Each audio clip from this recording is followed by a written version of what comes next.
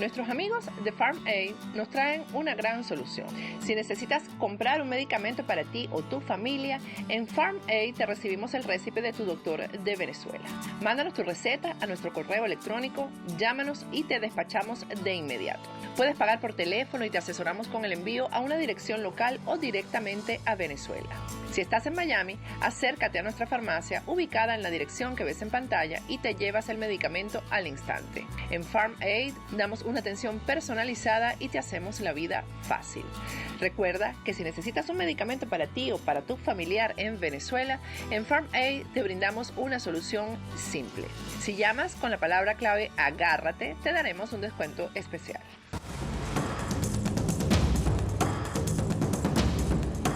Agárrate con Patricia Poleo. Regresamos con Agárrate, estamos conversando con Pedro Pedrosa, militar retirado de la Armada Venezolana, es profesor universitario, consultor político. Pedro, ya tenemos el diagnóstico de lo que no se hizo, de los errores cometidos, ya sabemos que se puso la torta en la gestión de la Asamblea Nacional, pero ¿qué se puede hacer o qué se podría hacer de aquí en adelante? Los caminos están cerrados, ya no hay nada que hacer. ¿Qué crees tú que podría, porque el país a veces ve estos programas y dice, bueno, y le pregunta a uno, ¿qué vamos a hacer? ¿Qué se puede hacer? Bueno, yo voy a tratar de hacerte una descripción breve para llegar a donde quiero llegar, que so pena de que a mis amigos chavistas y a algunos opositores les vaya a sangrar los oídos. Hay un libro que a mí me encanta, escrito por uno de los satanases que inventó el gobierno de Venezuela. ¿Sabes que en Venezuela el gobierno, algo se rompe de JJ Rendón y Álvaro Uribe? Esos son de Demon, ¿verdad? Entonces, el presidente Uribe tiene un libro que se llama No hay causa perdida.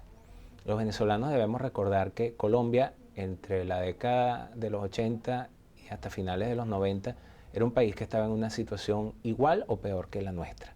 Y esa situación se revirtió en 8 años de gobierno. Le duela a quien le duela. Colombia volvió a entrar en el mapa del mundo civilizado durante el gobierno de Álvaro Uribe Vélez. Así es. ¿Por qué? Porque el presidente Uribe rescató el concepto básico de Estado, que es señalado por Max Weber.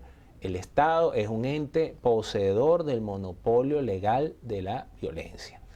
Y este señor lo que hizo fue poner la violencia legal del Estado al servicio de los ciudadanos contra quienes atentaban contra la seguridad de los ciudadanos colombianos.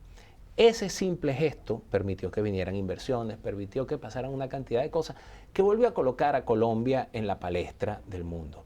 Venezuela puede, pero para eso hay que tener plomo allá abajo en las gónadas, puede ejecutar un programa similar y en muchísimo menos tiempo Venezuela se va a recuperar. Pero hay que salir de esta gente primero. Claro, lo que pasa es que esto le duele a mucha gente y a las viudas y a las beatas de la Mesa de la Unidad Democrática que quieren seguir aferradas.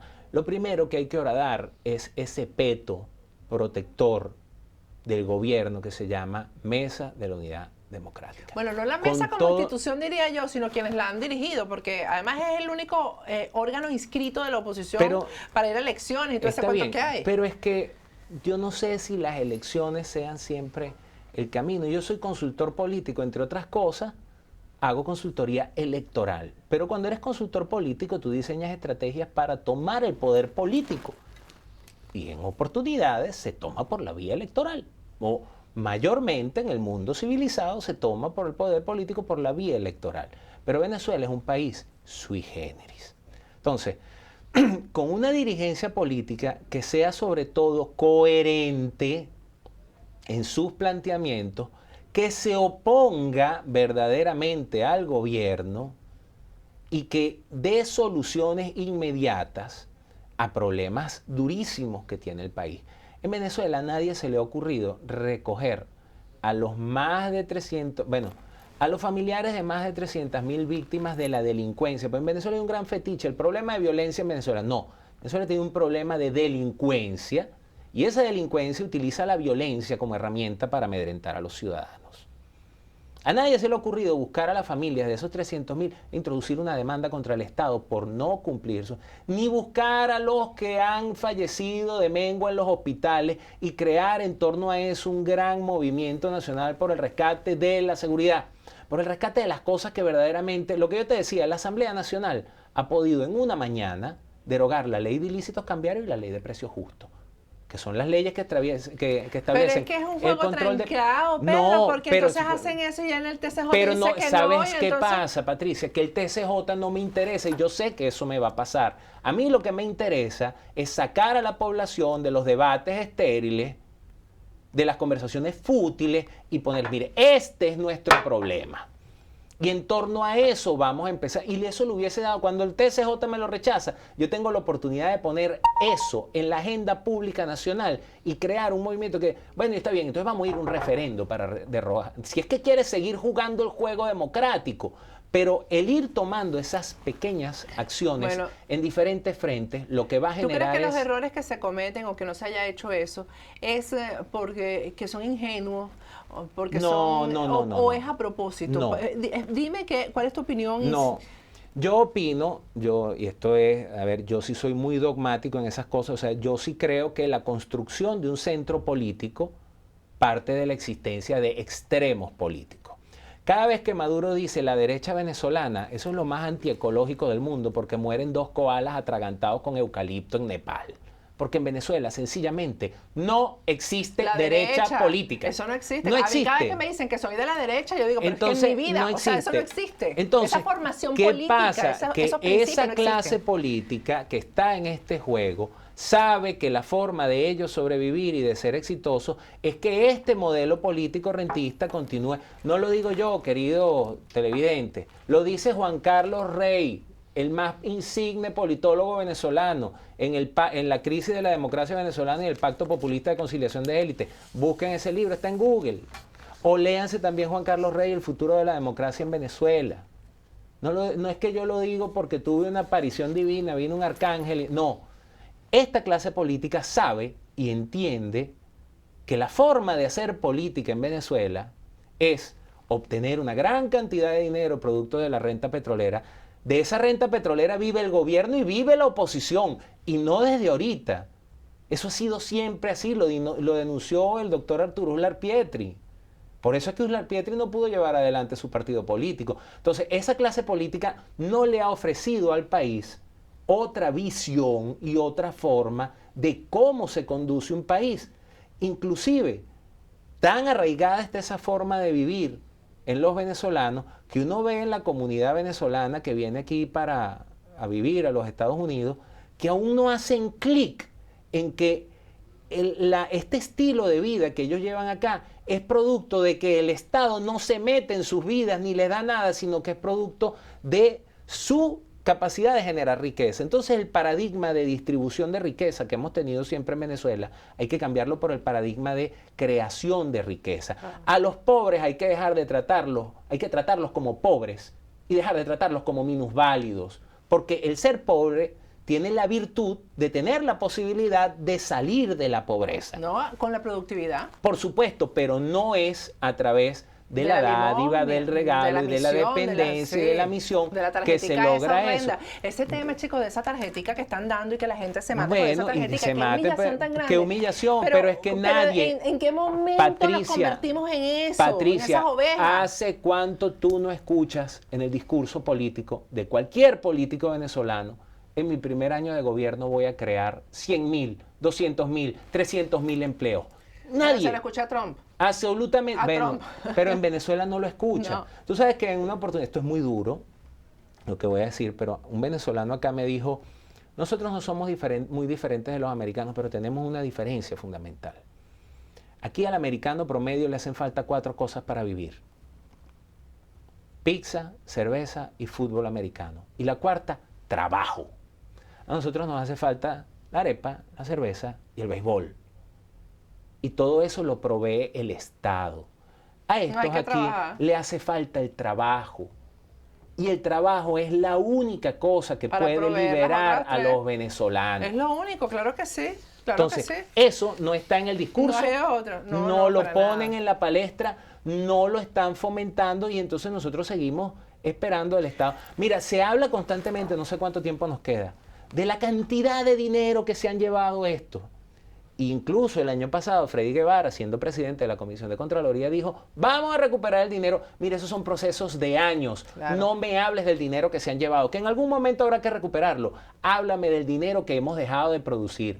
Háblame de cuándo vamos a derogar la ley del trabajo, eso tendrá que ser en otro gobierno, para que la gente de afuera vaya y construya 5 hoteles en Puerto La Cruz, 20 hoteles en Punto Fijo, un Disneylandia en la península de Macanao. Nosotros deberíamos vivir del turismo. Pues, bueno, entre otras cosas. Del turismo, del entre turismo. otras cosas. Con Pero lo que hay en Venezuela, el turismo debería ser nuestro punto de vida. La gente dice, pero ¿cuánto tiempo más vamos a esperar? Es que si no empezamos a hablar de esto ahorita, ya hemos perdido 18 años en no hacerlo. En estos últimos 18 años, la clase política opositora venezolana se ha dedicado a competir en demagogia con el gobierno.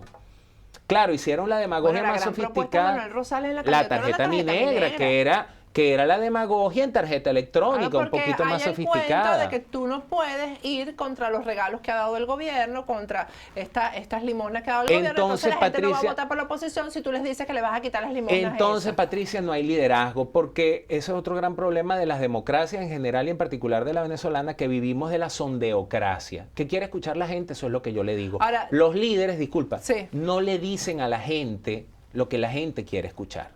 Los líderes le dicen a la gente lo que tenemos que hacer. ¿Tú te imaginas a Churchill diciéndole a los ingleses, oigan, es que como estos son tan salvajes, yo lo que les voy a ofrecer es un apartamento a cada uno en los sótanos del metro y les voy a poner un profesor de alemán para que entonces cuando ellos nos invadan nos entendamos bien? No.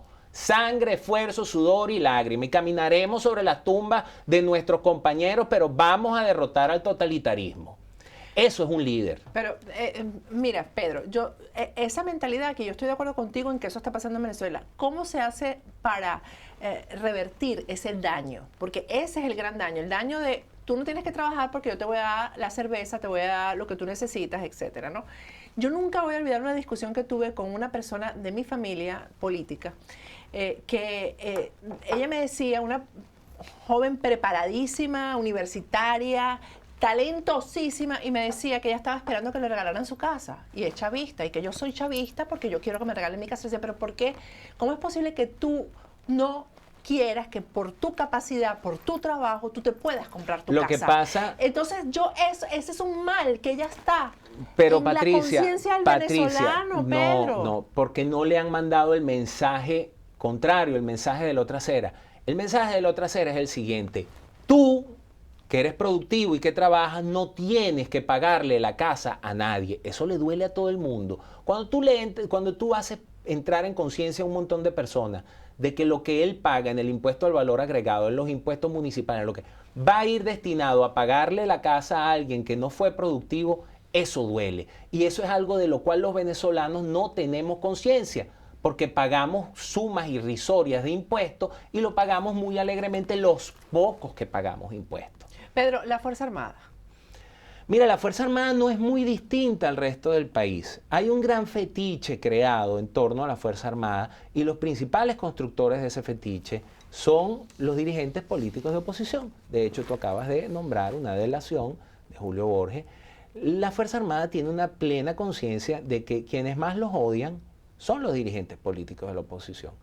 A quienes más le temen son los dirigentes políticos de la oposición.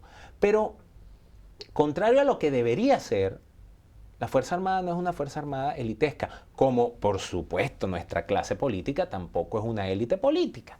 De hecho, ponte tú a buscar entre los 167 diputados alguien que tenga un buen argumento para decir que no debe regalarse viviendas. Nadie, ninguno lo tiene. Y quienes lo tienen prefieren callarlo. Entonces la Fuerza Armada no es distinta al resto del país. La Fuerza Armada está igual que el resto de la administración pública. En la administración pública unos cuantos meterán la mano en el erario público, como hay unos cuantos generales que lo hacen y que crean unas cadenas muy pequeñas y muy corticas hacia abajo. Pues entonces el general tiene al coronel, al mayor y broma que forma parte de su círculo, pero eso no está propagado dentro de la pirámide de las Fuerzas Armadas. Entonces, esas Fuerzas Armadas, ¿qué pasa? Que tienen algo y están sometidas a algo que nadie o que muy poca gente entiende qué es la obediencia. Y el soldado obedece al Estado, eso no lo digo yo, lo dice Samuel Huntington en el libro El soldado y el Estado. La oposición política venezolana le ha dicho a las Fuerzas Armadas, no se metan que nosotros vamos a llegar por los votos. Y las Fuerzas Armadas tienen que obedecer, porque la obediencia que le tienen a este gobierno debe ser la misma que le tendrán que tener al próximo gobierno. Mira, si Rómulo Betancourt hubiese hablado de los militares Pérez Jimenistas, como han hablado estos políticos de hoy de los militares chavistas, Marcos Pérez Jiménez hubiese gobernado hasta el día de su muerte. Y sin embargo, nadie recuerda que esos mismos oficiales Pérez Jimenistas, so pena de unos cuantos que tuvieron que ser dados de baja oportunamente, pero esos mismos oficiales Pérez Jimenistas fueron no solo los que cuidaron la democracia, sino los que pusieron los muertos para combatir al terrorismo comunista que hoy nos gobierna. Entonces se ha creado un fetiche en torno a que la culpa es de los militares. No, vean bien quién sembró el germen del mal en Venezuela y quiénes son los que hoy gobiernan. Y si hay algún colombiano viendo, les digo que tengan mucho cuidado porque ustedes han permitido entrar el germen del mal en Colombia. Así es. Gracias, Pedro. Se me acabó el tiempo. Espero que nos visites nuevamente. Si nos dejan, como dice la canción. Bien interesante hablar contigo. Vamos a ir a un corte de regreso. Vamos a hablar de una esperanza inútil. Ya regresamos.